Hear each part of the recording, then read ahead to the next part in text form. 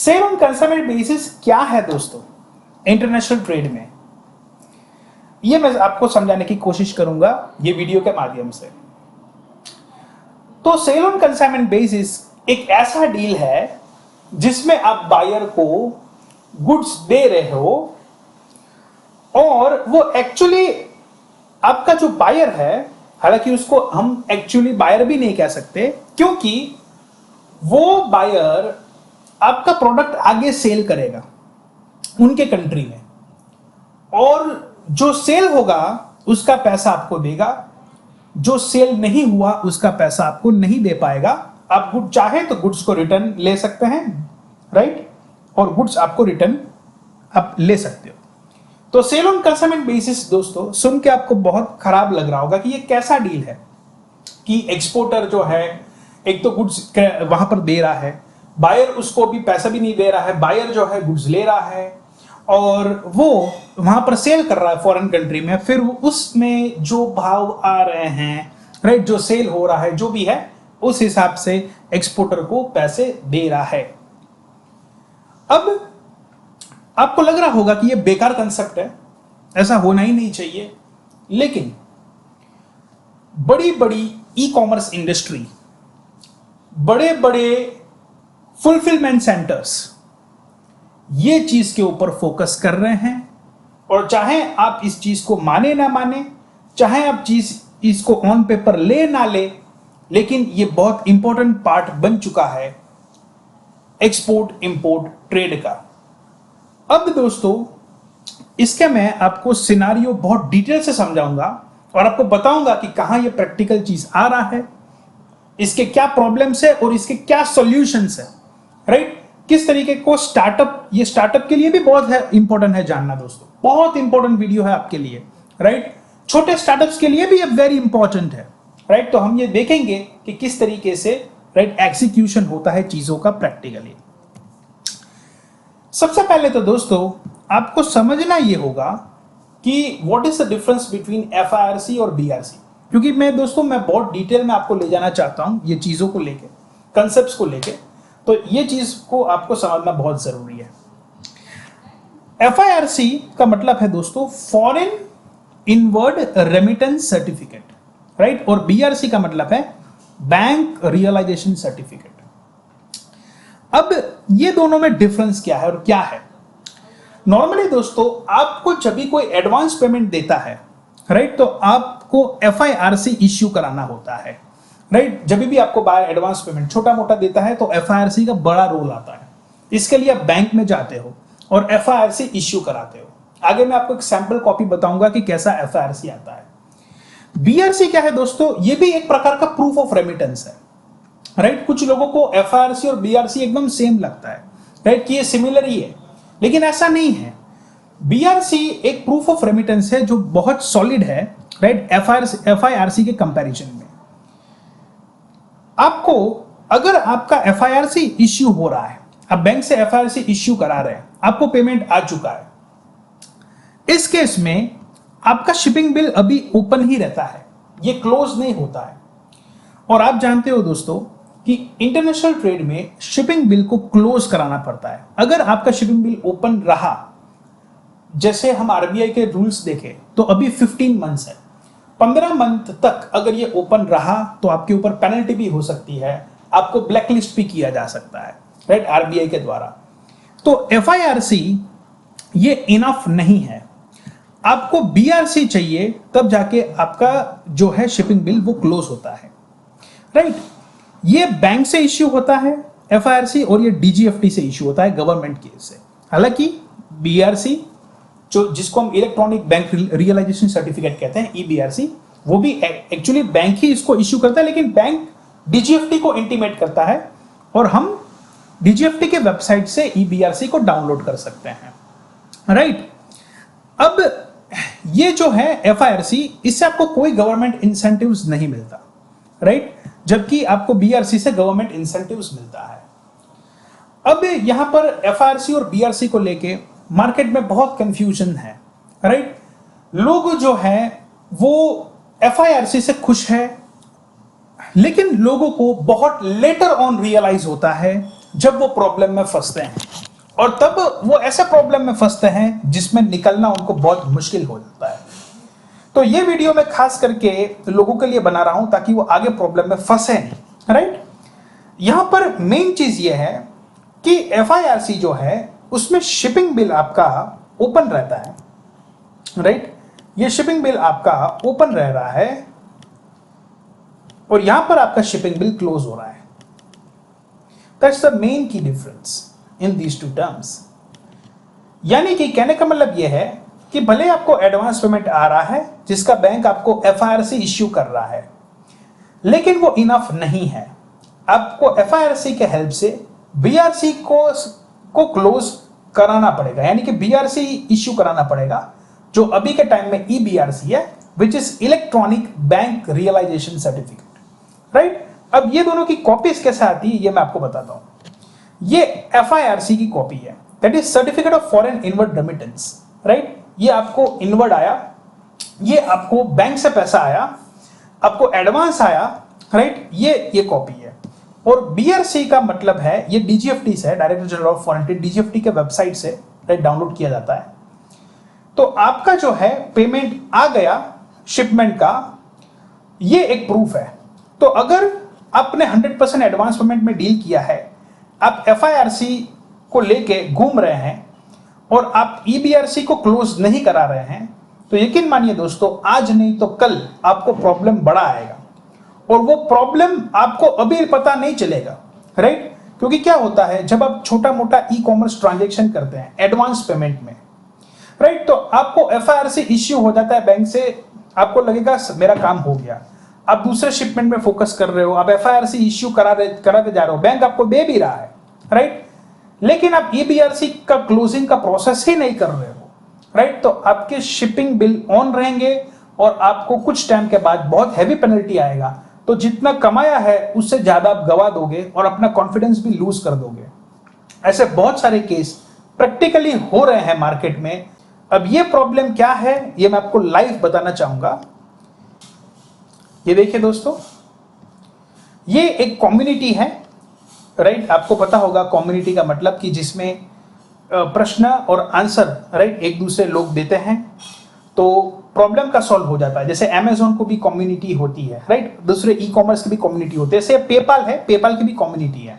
तो यहां पर ये जन ने प्रश्न डाला हुआ है और यहां पर लिखा है, मैं पढ़ता हूं, we are an Indian service exporters and receiving payment through PayPal. ठीक है, पेपाल से पैसे ले रहे हैं। The Indian regulation makes it compulsory to obtain EBRC for export. ये देखिए दोस्तों, यहां पर भी उनको अभी पता चला है कि इंडियन रेगुलेशन जो है इसके मुताबिक आपको EBRC चाहिए, राइट, आपके एक्सपोर्ट के लिए। अब आगे पढ़ते हैं, इन्होंने लिखा है, PayPal has tie up with city bank and city bank provides FIRC advice. ठीक है, हाउएवर, यानी कि उनको FIRC मिल रहा है, राइट, समझिए। However Citibank is not providing EBRC for these receipts.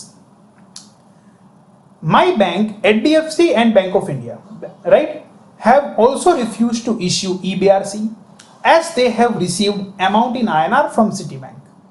Right, now please guide in this matter how to obtain EBRC, whether Citibank should provide it or my bank.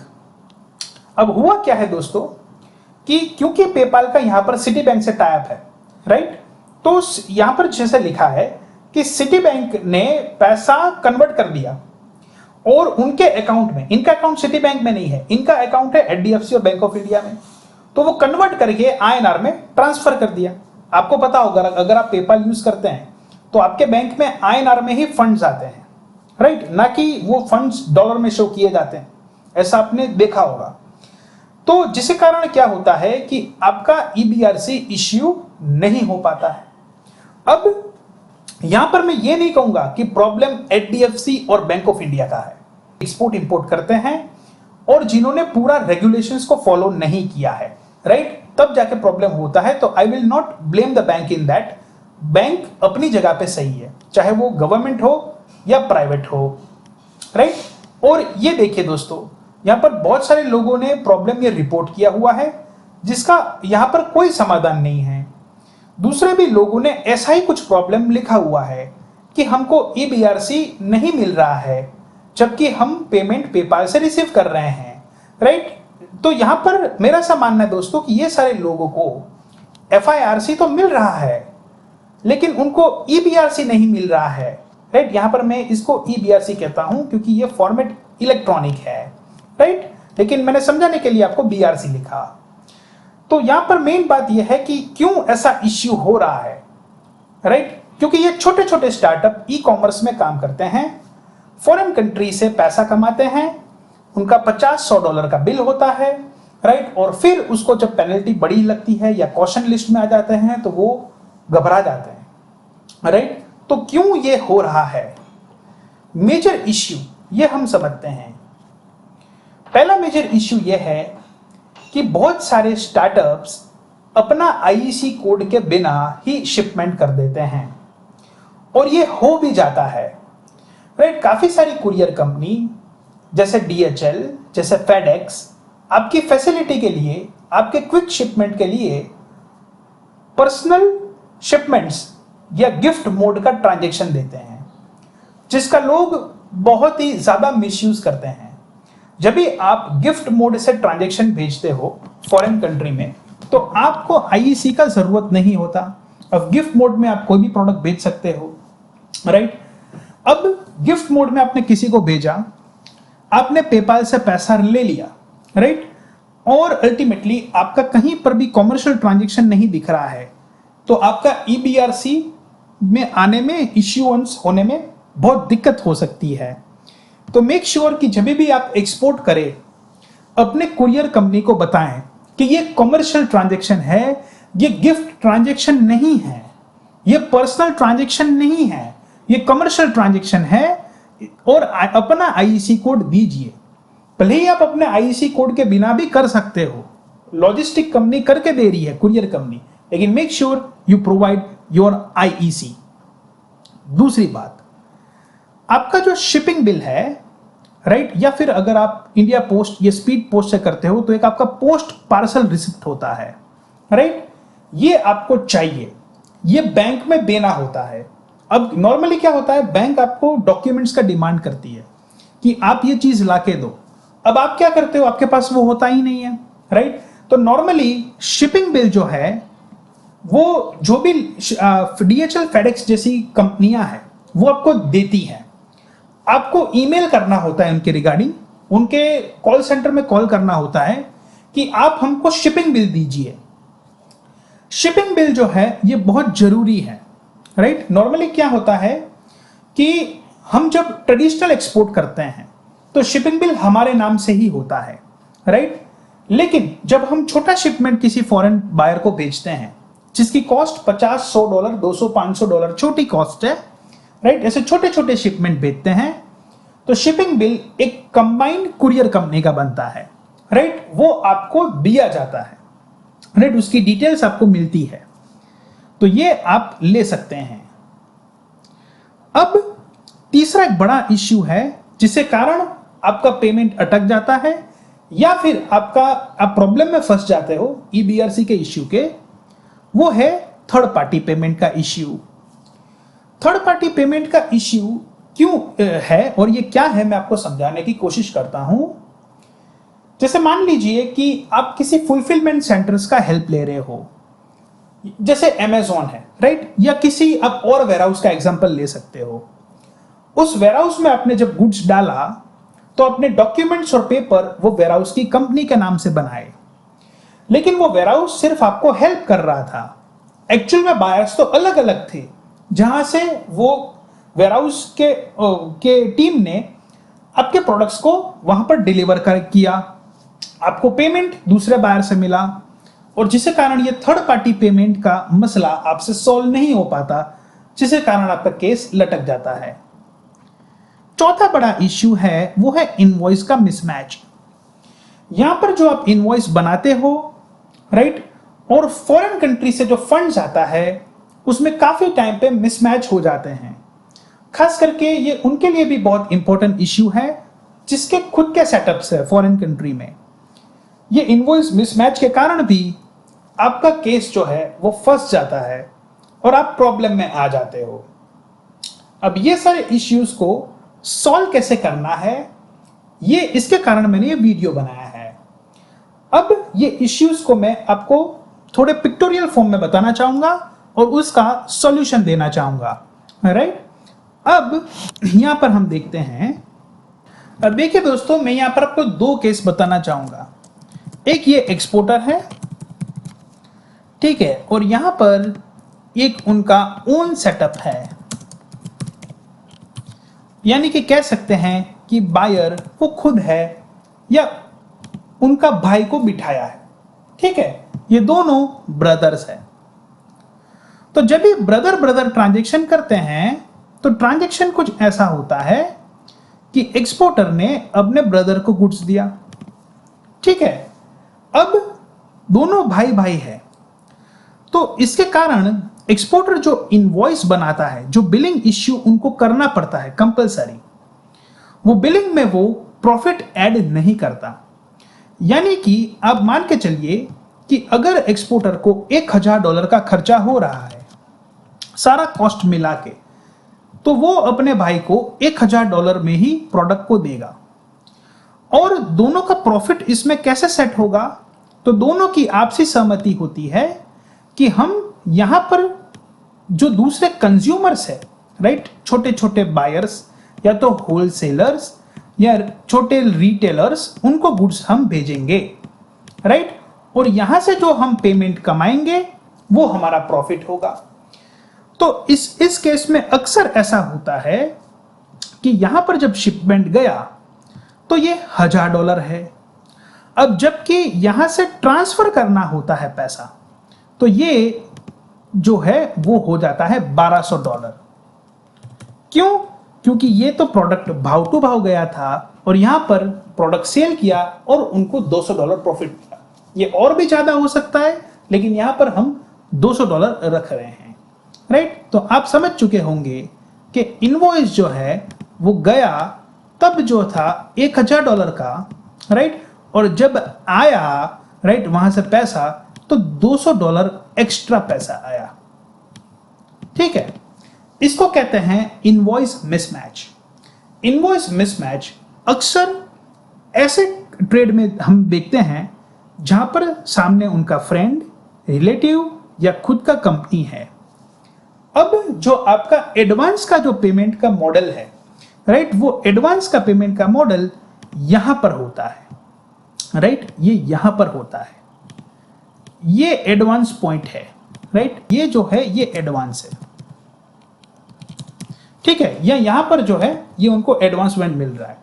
लेकिन ये जो trade हुआ ये actual में advance नहीं है, इसको हम टेक्निकल भाषा में कहेंगे sale on consignment basis. Sale on consignment basis,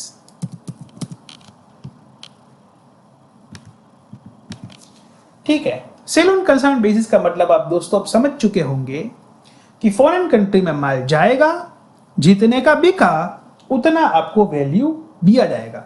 ये ऑब्वियस बात है दोस्तों, ये मैंने एकदम इजी आपको वैल्यूज लेके सिखाया है, लेकिन ऑब्वियस बात है फॉरेन कंट्री में जो जो खर्चे होंगे, जो जो एक्सपेंसेस होगा वो डिडक्ट किया जाएगा, बाद में जो प्रॉफिट है वो दोनों में बांटा जाएगा या ट्रांसफर किया जाएगा। ये जो भी है अपनी आपसी सहमति में से ट्रेड होता है, ठीक है। अब बारी आती है ऐसे लोगों की जो छोटे एक्सपोर्टर्स है और वो ई कॉमर्स से शिपमेंट करते हैं।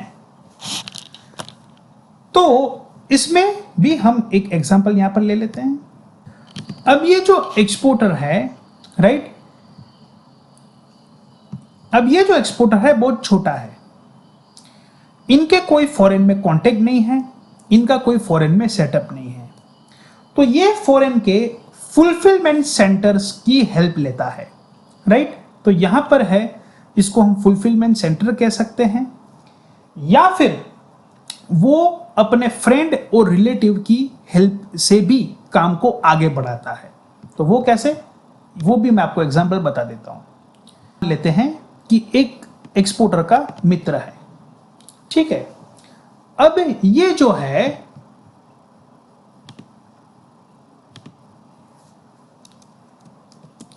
ये है, इसको हम चलिए रखते हैं बायर। अब ये बायर तो चलो हमने बना दिया, फ्रेंड जो है आपके गुड्स लेने के लिए तैयार है, लेकिन ये फ्रेंड का लिमिटेशन है, उसके पास ना तो कंपनी है ना तो कोई भी बिजनेस है, वो वहां पर जॉब कर रहा है। इस केस में वो कैसे ट्रांजैक्शन आपसे करता है, तो वो किसी को जिसका कंपनी है उसको कंसाइनी बना के रख देता है, यानी कि उनका कोई नोन फ्रेंड, फॉरेन कंट्री में उनका कोई नोन रिलेटिव सिर्फ उसकी हेल्प लेता है एज ए कंसाइनी। अब कंसाइनी का मतलब क्या है दोस्तों, जो गुड्स को रिसीव करता है यानी कि फॉरेन पोर्ट से छुड़वाता है और वो फर्दर वेयरहाउस में गुड्स रखता है, और बाकी का मैनेजमेंट जो है ये बी करता है, यानी कि बी बन जाता है बायर। अब इसको मैं आपको इनवॉइसिंग के व्यू पॉइंट से भी बताने का कोशिश करूंगा।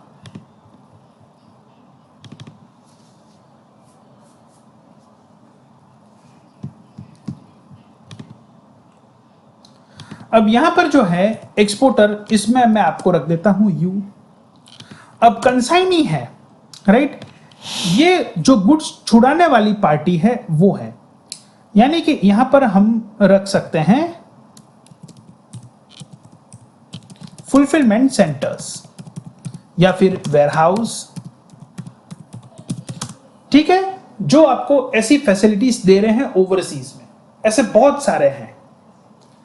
अब ये लोग आपको पैसा नहीं देंगे, ठीक है, तो पैसा कौन देगा, बायर। अगर कंसाइनी बायर नहीं है तो यहां पर हमको लिखना पड़ेगा, और यहां पर आपका आता है ओवरसीज फ्रेंड,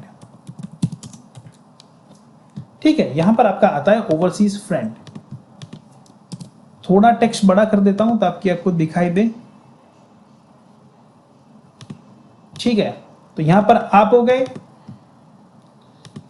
आपका यहां पर ओवरसीज फ्रेंड हो गया। चलिए जो वो टेक्स्ट था वही रखते हैं, ये ब्लैक था आपका ओवरसीज फ्रेंड, हमने ब्लू में दिखाया था, आई थिंक सो, यस, इसको ब्लू ही रखते हैं।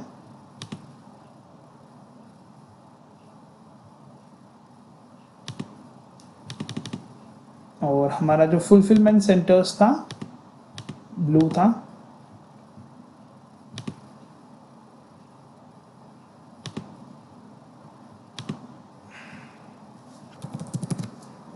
ठीक है। तो आप देख सकते हैं कि एक्सपोर्टर है, राइट, वो भेजेगा गुड्स कंसाइनी को,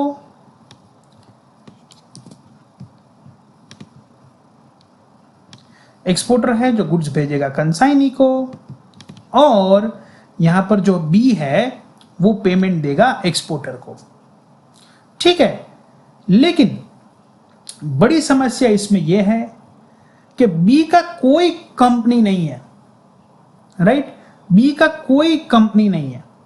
कंपनी ना होने की वजह से काफी सारे टाइम उनका फंड्स रुक जाता है वहां से, तो बी कोशिश करता है कि मैं कहीं दूसरे चैनल से फंड दूं या आईएनआर में दूं। अब आईएनआर में भी अगर वास्ट्रो अकाउंट से फंड आपका नहीं आता तो भी आपका जो है ईबीआरसी रुक जाता है। तो ये केस में बी क्या करता है, बी एक ई कॉमर्स वेबसाइट को रन करता है, यानी कि बी यानी कि बायर और आप एक्सपोर्टर, और एक ई कॉमर्स वेबसाइट चलता है। मान के चलिए ये यूके है तो .uk, या दुबई है तो .ae, राइट, www. वो तो जो भी अपना रख सकते हैं .com, ठीक है। तो ये अपना कमर्शियल वेबसाइट जो है वो ई कॉमर्स का रन होता है। अब ये ई कॉमर्स का जब वेबसाइट रन होता है तो यहां से नए बायर्स जनरेट होते हैं, राइट। तो यहां पर हम रखेंगे the new buyer in the form of green, ठीक है। अब यहां पर जो है ये एक्चुअल बायर्स है, इसको मैं एक्चुअल बायर्स क्यों कहूंगा, क्योंकि ये वेबसाइट से गुड्स खरीद रहे हैं और कंसाइनी का वेयरहाउस जो है ये उनको गुड्स को डिलीवर कर रहा है और आपका फ्रेंड लोकल लॉजिस्टिक या कुरियर से प्रोडक्ट्स को उनके घर तक पहुंचा सकता है। अमेज़ॉन से ऑर्डर करते हो तो ही वो उनका कुरियर सर्विस यानी कि उनका शिपिंग सर्विस जाएगा, ऐसा नहीं है। अगर ये ग्रीन पर लोग जो हमने यहाँ पर थर्ड पार्टीज बनाए हैं वो लोग भी ऑर्डर करेंगे तो डेफिनेटली ये कंसाइनी जो है मल्टी फुलफिलमेंट चैनल के थ्रू राइट आपको यानी कि यहां पर बायर को गुड्स पहुंचाएगा। तो कहने का मतलब ये है कि ये पार्टीज जो है ये एक्चुअल में पैसा देती है। अब मान के चलिए यहां पर जो है ये $100 का बिल हुआ, $1000 का, ठीक है।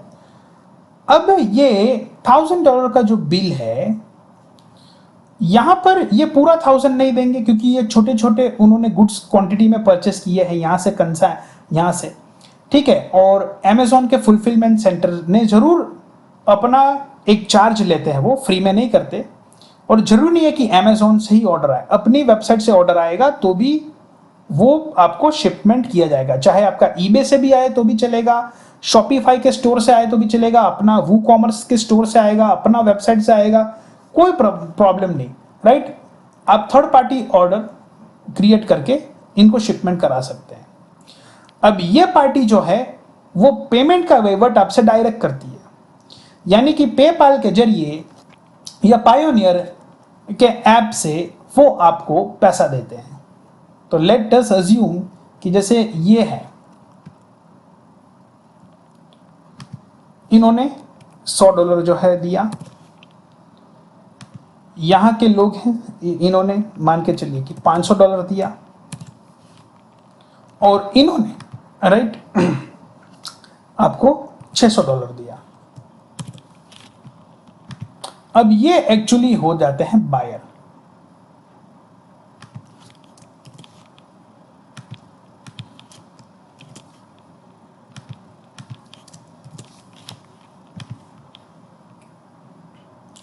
ठीक है, और ये जो है ये बायर नहीं होता, ये आपका एक्चुअली बन जाता है आपका friend, a kind of a broker या हेल्पर या फैसिलिटेटर, कि जिन्होंने आपको डील करवाने के लिए उनका एड्रेस यूज करने दिया, उनका फोन नंबर यूज करने दिया, और जिसके कारण प्रोडक्ट तो आपका ओवरसीज में ही था लेकिन इन्होंने सेल करवाने में मदद की बिना किसी कंपनी के, राइट। तो ये जो है वो बायर नहीं, लेकिन हम इसको अच्छा ब्रोकर जरूर कह सकते हैं।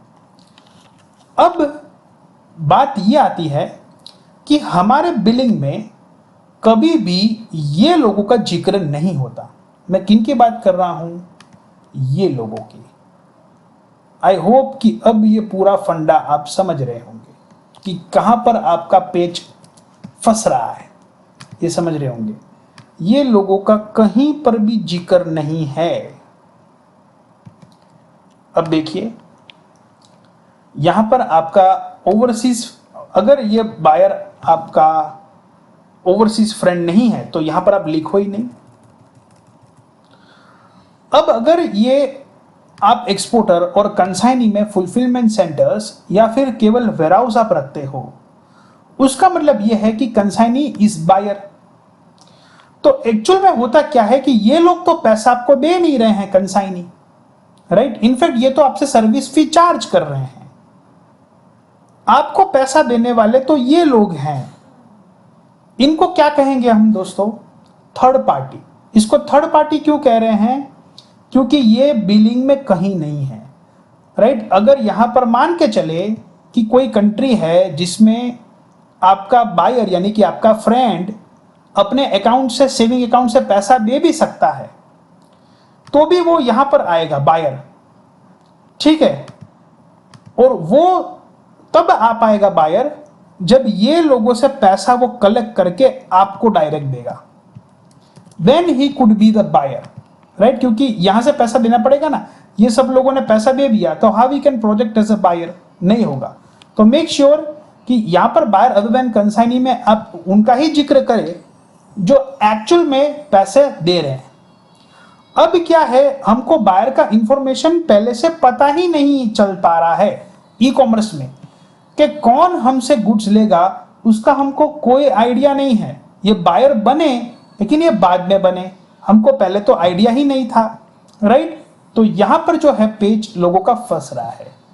अब आप समझ रहे होंगे दोस्तों कि ई कॉमर्स में भी कहां पर इश्यू होता है और कहां क्यों आपका EBRC नहीं आता और क्यों आप जो है ई कॉमर्स का बिजनेस ओवरसीज का तुरंत बंद कर देते हो 1-2 साल के अंदर, राइट। क्योंकि बहुत सारे ये इश्यू हैं, इसके सॉल्व करने के लिए बैंक का काफी चार्जेस भी आपको भरने पड़ते हैं, पेनल्टीज भी आ जाती है और आप डीमोटिवेट हो जाते हो, राइट। तो ये चीज आपको ध्यान में रखनी है।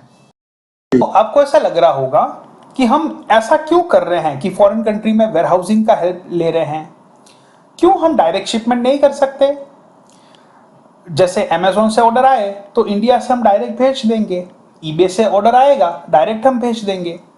लेकिन देखिए दोस्तों, फॉरेन बायर को इंपोर्ट्स पहली बात तो पसंद नहीं है, खास करके जो छोटे छोटे बायर्स हैं, मैं उनकी बात कर रहा हूं, जो कंज्यूमर्स है, जो एक्चुअली प्रोडक्ट को यूज करते हैं, they don't like to do imports. ना तो उनके पास ऐसा कोई लाइसेंस है, ना तो उनको कोई फॉर्मेलिटी में रुचि है, ना तो पर्सनल इंपोर्ट्स में ज्यादातर वो रुचि रखते हैं।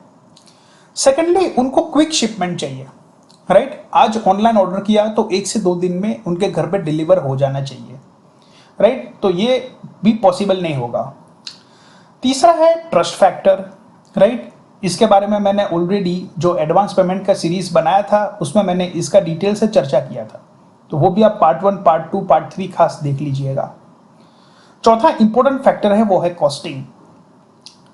दोस्तों, अगर आप छोटा छोटा शिपमेंट करेंगे तो आपको बाय एयर करना पड़ेगा काम, और बाय एयर जब आप काम करने जाओगे तो वो एक एक शिपमेंट के लिए बहुत महंगा पड़ेगा।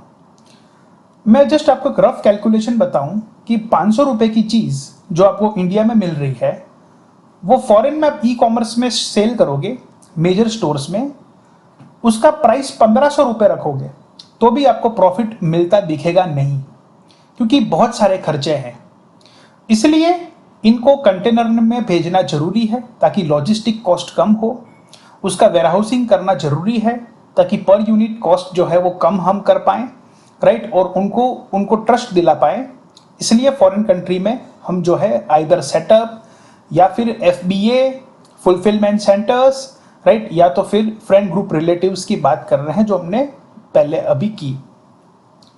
अब कॉस्टिंग दोस्तों एक बहुत इंपॉर्टेंट फैक्टर है, और ये FBA में भी बहुत ज्यादा कॉस्टिंग होता है।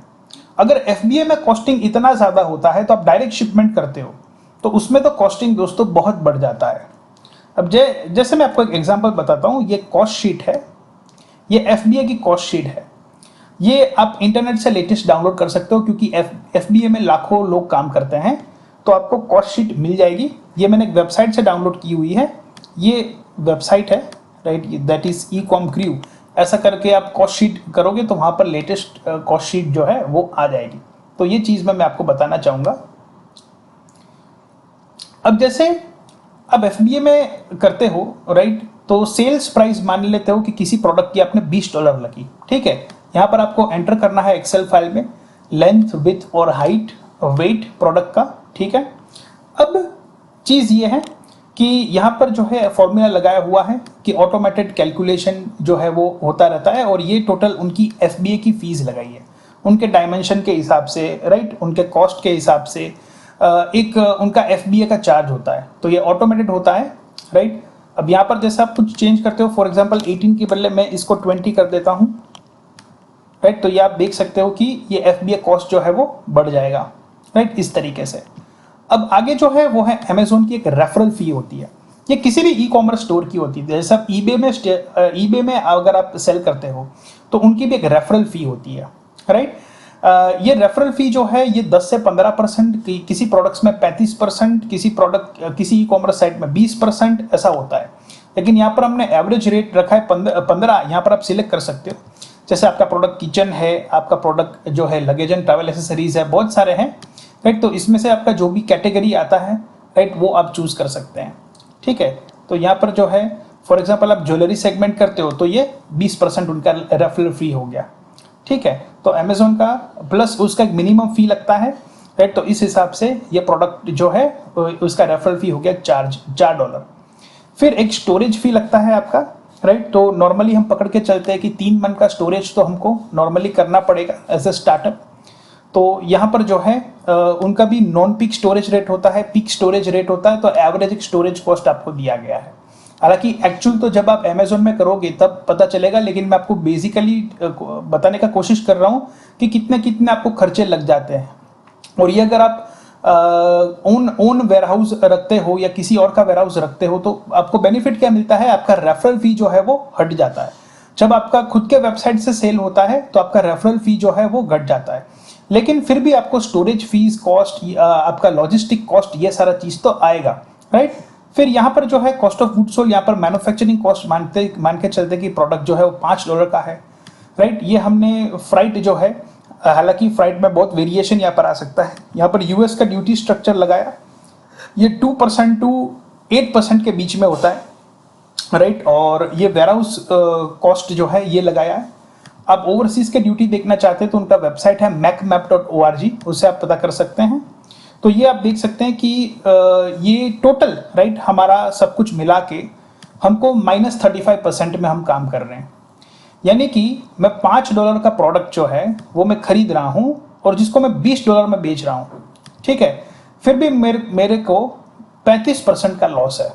इसमें दोस्तों अभी हमने एडवर्टीजमेंट कॉस्ट नहीं ऐड किया हुआ है, क्योंकि वो भी 20 से 25% आपको करना पड़ता है, तब जाके आपको सेल्स मिलेगा, राइट। क्योंकि विदाउट एडवर्टीजमेंट आपका होगा नहीं, तो वो तो कॉस्ट हमने ऐड किया नहीं।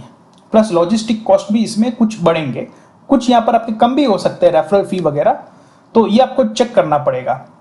तो ये एफबीए में अगर आप नुकसान कर रहे हैं, राइट, तो आप सेल्फ शिप में तो आपका चांस बहुत कम है, और अगर आप कुछ प्रॉफिट कर भी दिए तो आपका सेल भी बहुत कम होगा, राइट। आपका अगर महीने में 30 से 40 सेल होता है तो आपका पूरा का पूरा कॉस्ट जो है वो आपका बिजनेस का रिकवरी नहीं हो पाएगा, राइट। तो आपको सेल्स जो है कम से कम आपको 300, 400, 500, 1000 सेल्स हो सके, कम से कम आपको इतना करना पड़ता है। अब मैं देखिए दोस्तों, ये इनका सेल्स प्राइस में $25 रखता हूँ, ठीक है, मेरे प्रोडक्ट का। तो $25 का रखने के बाद भी मुझे -12.20% का लॉस बता रहा है, -12.20% का लॉस बता रहा है। अब ये प्रोडक्ट जो है मैं इनको $30 में सेल करता हूँ, राइट। तो जो है मेरा 3.17% प्रॉफिट हुआ, राइट। तो ऐसा नहीं है दोस्तों कि यूएसए में सभी लोग जो है वो बहुत पैसा कमा रहे हैं या प्रोडक्ट जो है वो 3-4 गुना में सेल कर रहे हैं। मैं आपको कह रहा हूँ रफली 500 रुपए की चीज आप 1500 में बेचोगे तो आपको कोई फायदा नहीं है, राइट। आपको ऐसा कोई खास प्रॉफिट नहीं मिलेगा, क्योंकि आपका बहुत सारा फीस लग रहा है, राइट, खास करके। लेकिन आपको बेनिफिट ये है कि इंडिया से फिर भी लोग प्रीफर करते हैं कि ओवरसीज सेल करें, क्योंकि इंडिया में return of origin, RTO, return to origin, ये बहुत ज्यादा होता है, रिटर्न्स होता है, राइट, रिप्लेस करना पड़ता है। जबकि ये ग्लोबल स्टोर में ये चीज आपका कम होता है एज कंपेयर टू इंडिया, जिसके कारण आपकी प्रॉफिटेबिलिटी एक स्टेबल रहती है जब भी आप इसमें प्रॉफिटेबिलिटी करते हो। फिर आपको क्या है, आपको थोड़ा थोड़ा लेंथ विथ हाइट बॉक्स में चेंज करना होगा। अगर ये मैं थोड़ा घटा देता हूँ, राइट, इसको मैं 14, राइट, अगर मैं ये बॉक्स को जो है, राइट, इसको यहाँ पर इनका इंच 12, हाइट जो है थोड़ा अगर कम मैं कर देता हूँ बॉक्स का, दैट इज 5.1, तो इस तरीके का मैं कॉस्ट जो है रिड्यूस कर सकता हूँ। फिर मेरा सोर्सिंग कॉस्ट है, राइट, अगर मैं $5 के बदले मैं और नेगोशिएट करता हूँ, मैं इसको $4 में मैन्युफैक्चरिंग कॉस्ट लाता हूँ, राइट। तो इस तरीके के देखिए मेरा मार्जिन जो है 38.40% हो गया। तो ऐसा नहीं है दोस्तों कि मार्जिन जो है नहीं मिलते, लोग काम कर, मैंने देखा है लोग 20-25% में ऑन एवरेज में काम अच्छी तरीके से कर सकते हैं, लेकिन एक प्रॉपर आपका एफबीए रन होना चाहिए, एक प्रॉपर सिस्टम से आपको काम करना है, तब जाके होगा, राइट। बाकी सेल्फ शिप में मैंने प्रॉफिट आते देखा नहीं है, राइट। जो आप यहाँ से वहां से ऑर्डर आ गया और एक एक 2-2 शिपमेंट आप भेज रहे हो, ये होगा नहीं, क्योंकि उसमें आप लॉजिस्टिक कॉस्ट में ही कहीं बैठ नहीं पाएगा, आपका कॉस्टिंग ही नहीं बैठ पाएगा। तो पहले जो है आप थोड़ा वर्कआउट करिए इसमें, राइट। तो आपको पता चलेगा कि मैं कोई भी ग्लोबल स्टोर में आप चेक करिए कि उनका रेफरल फी कितना है, राइट। उनका वहां पर मैं वेयर हाउस में रखूंगा तो स्टोरेज फी कितना होगा। उनके कॉल सपोर्ट भी आता है, आप अमेजोन को पूछोगे वो भी आपको सारा चीज बताएंगे। उनके वेबसाइट में भी बहुत सारी चीजें लिखी है, और आप इंटरनेट पे सर्च करोगे, राइट, अमेजोन कॉस्ट कैलकुलेटर्स, तो आपको भी ये बहुत सारे मिल जाएंगे, राइट। आपके ये सारे फॉर्मूलाज है, अलग अलग प्रोडक्ट्स में कितना रेफरल फी वगैरह भी लिखा है, ये भी यहाँ पर आपको डिटेल से मिलेगा। तो ये चीज आप ये तरीके का उसमें वर्कआउट करना पड़ेगा, तो ये सारी चीज आप कर पाएंगे। फिर आपका क्या है, जोन वाइज कॉस्ट भी एक फैक्टर होता है। अब जोन वाइज कॉस्टिंग दोस्तों क्या है, जैसे आप यूएसए में सेल कर रहे हो, ठीक है, तो यूएसए बहुत बड़ा है, नॉर्थ साउथ ईस्ट वेस्ट। अब आपने ग्लोबल लिस्टिंग किया, ये चारों डायरेक्शन से आपको ऑर्डर आने थोड़े थोड़े शुरू हुए। अब शुरुआत में आपको ऑर्डर नहीं आता इतना ज्यादा, मान के चलिए कि 2 ऑर्डर जो है वो नॉर्थ जोन से आ रहे हैं, 2 ऑर्डर जो है वो साउथ से आ रहे हैं, 2 ईस्ट और 2 वेस्ट। तो अल्टीमेटली इसके कारण क्या है दोस्तों, इसके कारण आपका प्रॉफिट जो है बढ़ जाएगा। क्यों? क्योंकि जब आपको अमेजोन में एफबीए करना है या फिर आप किसी वेयरहाउस में आप गुड्स रखवाते हो, तो वो वेयरहाउस एक जोन में से एक आध जगह पे होता है, ठीक है। तो वहां से फिर जो है ट्रांसपोर्टेशन लॉजिस्टिक कॉस्ट आपका बढ़ जाता है। तो अमेजोन भी क्या करता है कि अमेजोन जो है वो आपको बताता है कि कुछ ऐसा जरूरी नहीं है कि आपको प्रोडक्ट जो है वो नॉर्थ जोन में ही भेजना है। अमेजोन आपको बताता है कि आप प्रोडक्ट जो है वो कुछ नॉर्थ में भेजिए, कुछ ये वेयरहाउस में भेजिए, कुछ ये वेयरहाउस में भेजिए, कुछ ये वेयरहाउस में भेजिए, राइट। और अगर आपको एक वेयरहाउस में भेजना है और अगर आप चाहते हो कि अमेजोन अपनी तरफ से डिस्ट्रीब्यूट कर दे, तो उसका अलग से आपको पैसा देना पड़ता है। तो ये छोटी छोटी चीज है दोस्तों जो आपको ध्यान में रखनी होती है। और एक गेटवे कॉस्ट भी एक इंपॉर्टेंट फैक्टर है, जैसे पेपाल है, राइट। तो पेपाल आप ऐसे सिस्टम बनाए हो कि पेपाल से आप पैसा ले रहे हो, तो पहले ये देखो कि पेपाल में पैसा आएगा तो पेपाल कितना काटेगा, क्योंकि कोई फ्री में सेवा नहीं करता, राइट। कोई भी सेवा फ्री में नहीं करता, राइट। ये इतना बड़ा कंपनी, तो जो है पहले तो करेंसी कन्वर्सेशन कॉस्ट ही उनका 4% है, राइट। तो पहले तो डॉलर टू आईएनआर में वो आपको देगा, तो 4% आपका वहीं उठ गया, गेटवे का कॉस्ट हो गया। उसके उपरांत उनका और भी चार्जेस कमीशन है, रफली आपका 6 to 8% जितना कट जाता है। फिर उनका अल्टरनेटिव है पायनियर, तो फिर वो भी आप यूज कर सकते हो, राइट। तो आपको क्या है, इसमें वर्कआउट करना है, इसमें प्रॉपर्ली वर्कआउट करना है। ऐसा नहीं है कि आपको लॉस ही होगा, लेकिन ज्यादातर लोगों को लॉस क्यों होता है, क्योंकि उनको अवेयरनेस ही नहीं है कि हमको ई कॉमर्स बिजनेस कैसे चलाना है। देखिए दोस्तों, स्टार्टअप क्या गलती करते हैं कि वो अपना खुद के प्लेटफॉर्म को फोकस नहीं करते, राइट। वो नॉर्मली अमेजोन, ईबे वहां पर लिस्ट कर देते हैं, फिर वो वहां से उनको कुछ सेल्स मिलता है, तो वो कोशिश नहीं करते कि किस तरीके से मैं मेरे प्लेटफॉर्म में सेलिंग बढ़ाऊं। ठीक है, आपको इनिशियली अमेजोन में जाना पड़ेगा ताकि आपका ब्रांड बन जाए। आप अमेजोन में भी अपना ब्रांड क्रिएट कर सकते हो, ब्रांड रजिस्ट्री एक ऑप्शन है अमेजोन में, राइट। तो आपका एक यूनिक ब्रांड अच्छा बन सकता है, धीरे धीरे धीरे आप सेल करोगे अपने ब्रांड में। तो लेकिन आपको कोशिश ये करना है कि अमेजोन के साथ साथ मेरा प्लेटफॉर्म भी अच्छा सा चले और उसमें से भी सेल्स आवे। तो इंडिविजुअल प्लान में ऐसा है कि अगर आप फॉरेन में शिप करना चाहते हो तो अमेजोन जो है वो $0.99 उनका एक फिक्स फी लेगा, प्लस रेफरल फी तो होगा ही, ये तो आपको समझ के चलना है, राइट। बाकी के कॉस्ट तो होंगे, राइट। तो यहां पर लिखा है प्लस एडिशनल कॉस्ट। और अगर आप ये प्रोफेशनल प्लान लेते हैं तो 3.99 ये मंथली सब्सक्रिप्शन आपको लेना होगा, राइट। ये मंथली सब्सक्रिप्शन लेना होगा आपको। अब ये इंडिविजुअल प्लान आपको कोई काम का नहीं है, क्योंकि आप केवल 40 यूनिट पर मंथ सेल कर सकते हो, इससे ज्यादा नहीं। ठीक है, टेस्ट करने के लिए ओके है कि स्टार्टअप एक टेस्ट करना चाहता है, इट्स फाइन, राइट। लेकिन इससे कोई प्रॉफिट आपका कोई खास फायदा नहीं होगा, राइट। लेकिन यहां पर आपको सेल अनलिमिटेड का ऑप्शन मिल रहा है, राइट। तो यहां पर आप कर सकते हो register for an individual account, अगर इंडिविजुअल में जाना चाहते हो तो पर शिपमेंट का कॉस्ट आपको लगेगा। बाकी आप प्रोफेशनल अकाउंट जो है वो लॉन्ग टर्म के लिए ले सकते हैं। तो कोई भी प्रॉब्लम होता है तो उसका समाधान होता है, हमको डीमोटिवेट नहीं होना चाहिए। सिर्फ हम ऐसे ही सोचते रहेंगे कि अरे नहीं होता, तो कभी नहीं होगा। अगर आप सोचोगे कि नहीं होगा होगा, प्रॉब्लम्स के समाधान हम कर सकते हैं, आप मेहनत करोगे, हर एक प्रॉब्लम के सॉल्यूशन आपको मिल जाएंगे, बिल्कुल चिंता ना करें। अब मैं आपको इनके सॉल्यूशन दे रहा हूं। यहां पर मैं 3 डॉक्यूमेंट्स आपको दूंगा YouTube डिस्क्रिप्शन में, जो आपको बहुत काम आएंगे, जो छोटा स्टार्टअप्स भी करना चाहते हैं, राइट, उनको भी लिए बहुत यूजफुल है। तो ये चीज दोस्तों हम समझते हैं। सबसे पहला है दोस्तों, वो है declaration for the amount mismatch. इसको थोड़ा बड़ा कर देता हूं मैं।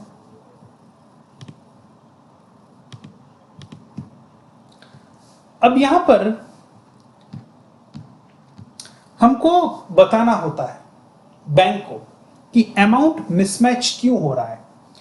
अगर आपको बैंक डायरेक्टली कहेगा कि मिसमैच नहीं चलेगा तो उसका सॉल्यूशन होता है, right, you need to submit this, जो अक्सर होता है छोटे मोटे ई कॉमर्स ट्रांजेक्शन में, या जिसका खुद का सेटअप है या खुद का वो सेटअप करने वाले हैं, उसमें भी ये मिसमैच एक बड़ा फैक्टर है। तो इसको सॉल्व कैसे करना है वो देखते हैं। यहां पर आप अपना इनवॉइस नंबर डालिए, अमाउंट डालिए, FIRC number, amount, difference amount आपको लिखना है, राइट, कि इनवॉइस से कितना डिफरेंट हुआ है। अब यहां पर आपको रीजन बताना है कि ये क्यों डिफरेंस हुआ है। तो इसमें आप जेन्युइन रहें। With reference to export document submitted and the outstanding payment receivable, details as above, we hereby declare the shortfall in the amount received is because of। यहां पर आपका शॉर्टफॉल भी हो सकता है या इंक्रीमेंट भी हो सकता है, राइट। अब यहां पर शॉर्टफॉल है, जैसे आपने देखा होगा कि बहुत सारे लोग दुबई में एक्सपोर्ट करते हैं, उनका खुद का भी सेटअप होता है और अल्टीमेटली वहां पर सेल करने के बाद उनको लॉस होता है, राइट। तो वो लॉस अमाउंट में अगर यहां पर आप लिखोगे कि हमारा गुड्स जो है वो मार्केट के भाव कम थे, फॉरेन कंट्री में हमको कम रेट मिला सेलिंग में, इसके कारण लॉस हुआ, तो ये नहीं चलेगा। क्योंकि आपको नीचे क्लियर लिखना होता है, we hereby declare that it does not relate to export of commodities subject to floor price stipulations. यानी कि भाव उतार चढ़ाव जो हो रहे हैं मार्केट के, उसके कारण जो आपका नुकसान हुआ, तो ये अलाउड नहीं है आरबीआई के गाइडलाइंस के अनुसार। तो मेक श्योर दोस्तों कि अगर आपका गुड्स खराब हो रहा है, राइट, अगर आपका गुड्स बिगड़ गया है, ऐसे केस में ठीक है, शॉर्टफॉल आपका अप्रूव्ड हो जाएगा। लेकिन आप यहां पर ऐसा बताओगे और ऐसा स्थिति आपका होगा कि ऊपर नीचे के कारण आपका लॉस हुआ, तो आपका EBRC लटक सकता है, राइट, ये चीज को लेके। तो मेक श्योर कि ये ध्यान रखें, ऐसे कोई भी ट्रांजैक्शंस ना करें, राइट, कि जिससे आपको तकलीफ आए, right. Make sure that you provide the approved reason and do the trade in a proper way, legal way only. B, we are not in the exporters caution list of Reserve Bank of India, obviously कि हम blacklisted नहीं है या ऐसा नहीं है। Point C का declaration ये है, we undertake that we have not availed any export incentive against this। यानी कि कहना का मतलब ये है दोस्तों कि अगर आपको कम फंड्स आता है और आपने एक्सपोर्ट इंसेंटिव ज्यादा अमाउंट डिक्लेयर करके लिया है, तो ये नहीं चलेगा। अगर लिया है तो वो अमाउंट आप रिफंड कर दीजिए, राइट। वो जो अमाउंट आपका शॉर्टफॉल हुआ है उतने का ही आप इंसेंटिव लीजिए, बाकी का आप खुद सरेंडर कर दीजिए, राइट। फिर यहाँ का आपका साइन स्टैंप आएगा। तो सिंपल सा डॉक्यूमेंट है दोस्तों, जो आपके लेटर पैड में बना के आप बैंक को दे सकते हो और आप आपका मिसमैच का प्रॉब्लम सॉल्व कर सकते हो। मेक श्योर दोस्तों ये फॉर्मेट आपकी कन्वीनियंसी के लिए बनाए गए हैं। आप अपने बैंकर से बात करिएगा, ये फॉर्मेट लेके जाइएगा। हो सकता है कि ये बैंकर आपको और कुछ सुझाव दे, ये एडिटेबल है, उसमें आप छोटा मोटा एडिट कर सकते हो और आप अपने बैंक को दे सकते हो, राइट। तो ये चीज है, इससे आपका मिसमैच का प्रॉब्लम, मेरा ऐसा मानना है कि बिल्कुल सॉल्व होगा। इसके अलावा, राइट, अब यहां पर हम ये लेटर बैंक को देने जा रहे हैं, खास करके ऐसे केस में कि जिसमें हमको एडवांस तो मिला है लेकिन हमको ज्यादा मिला है। यानी कि यहां पर हमको रेमिटेंस तो मिला है लेकिन हमारे बिल अमाउंट से ज्यादा मिला है। इस केस को कैसे एडजस्ट किया जाता है, ये बहुत ही इंपॉर्टेंट है दोस्तों, खास करके उनके लिए जिसके फ्रेंड ग्रुप रिलेटिव फॉरेन में हैं और लगातार शिपमेंट कर रहे हैं। तो यहां पर देखिए, submission of export advance remittance, received, यहाँ पर डॉक्यूमेंट्स आपके हैं, invoice, packing list, transport copy जैसे बीएल वगैरह, राइट, एयरवे बिल, फिर insurance policy copy, original shipping bill, original FIRC. अब यहां पर बात आती है दोस्तों,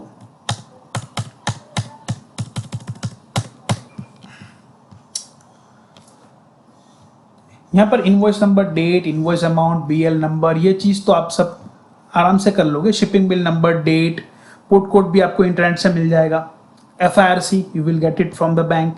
अब होता यह है कि आपको जो एफआईआरसी इश्यू हुआ है वो ज्यादा हुआ है, राइट, यानी कि हमने ये केस देखा तो यहां पर आप देखिए 1200 का रिसीव हुआ, और यहां पर जो है, यहां पर जो रिसीव हुआ है, राइट, वो कितने का हुआ है, तो 1200 का रिसीव हुआ है। अब ये केस में, राइट, हमको एडजस्ट कराना पड़ता है। तो ये एडजस्ट कैसे करेंगे, यहां पर जो है अवेलेबल अमाउंट इन एफआईआरसी, ये आपका हो गया $1200। अब अमाउंट टू बी एडजस्टेड, क्योंकि बिल तो आपका $1000 का ही बना था, तो ये $1000 ही आएगा इसमें, राइट, क्योंकि बिल से ज्यादा कैसे एडजस्ट हो सकता है, बेसिक अकाउंटिंग का नियम तो आपको पता होगा दोस्तों। तो अब यहां पर देखिए दोस्तों, बात आती है balance to be carried forward, captain FIRC. अब ये देखिए यहां पर जो बैलेंस है वो $200 का हुआ, यानी कि ये कैरी फॉरवर्ड हो गया। इसका मतलब ये है कि ये $200 कंसीडर किया जाएगा नेक्स्ट शिपमेंट के एडवांस का, यानी कि ये ऐसा ट्रेड हुआ कि जिसमें मान लिया जाएगा कि यहां पर आपके ब्रदर ने $200 ज्यादा दूसरे शिपमेंट के एडवांस को समझ के दिए हैं, राइट, यानी कि दोस्तों यहां पर ये ऐसा माना जाएगा कि ये $200 है, ये दूसरे शिपमेंट के एडवांस आपको मिले हैं, यानी कि नेक्स्ट टाइम आप इनवॉइस जब बनाएंगे, क्योंकि ये आपका घर का ही है, राइट, ये आपका घर का रिलेशन है, कंसाइनी है, he is a fulfilment centre, so he is going to keep on coming to you, right, because you are going to them and you need to avail their services, ठीक है। और बाकी चीज तो simple है, ध्यान ये रखना है जब भी आप शिपमेंट करें आपको 21 डेज में डॉक्यूमेंट्स जो है बैंक को जमा कराने हैं, राइट। कोई लोग ऐसा कहेगा, अरे भाई मेरा तो बैंक से डील है ही नहीं, राइट, आपका डील चाहे बैंक से हो ना हो, बायर एडवांस दे रहा है, आप एडवांस में डॉक्यूमेंट्स को कुरियर कर रहे हो या बीएल को सरेंडर कर रहे हो, टैलेक्स रिलीज कर रहे हो, इसे बैंक को कोई फर्क नहीं पड़ता, आपकी इंफॉर्मेशन बैंक के पास आएगी आएगी। आपका शिपिंग बिल आ गया, बन गया, बैंक को पता चल गया, राइट। तो बैंक से कुछ छुपाने का नहीं है, जो स्थिति है बैंक को बता दो, डॉक्यूमेंट्स आप भेज दो, ताकि बैंक आपका प्रोसेस प्रॉपर्ली कर पाए, राइट। यहां पर एक फेमा का डिक्लेरेशन है कि हम जो भी कर रहे हैं, राइट, चीजें प्रॉपर हैं, हम फेमा का कोई उल्लंघन नहीं कर रहे हैं, और यहां पर आपका इंपोर्ट एक्सपोर्ट कोड आएगा, और यहां पर जो है वो आपका साइन और कंपनी का स्टैम्प करना है, राइट।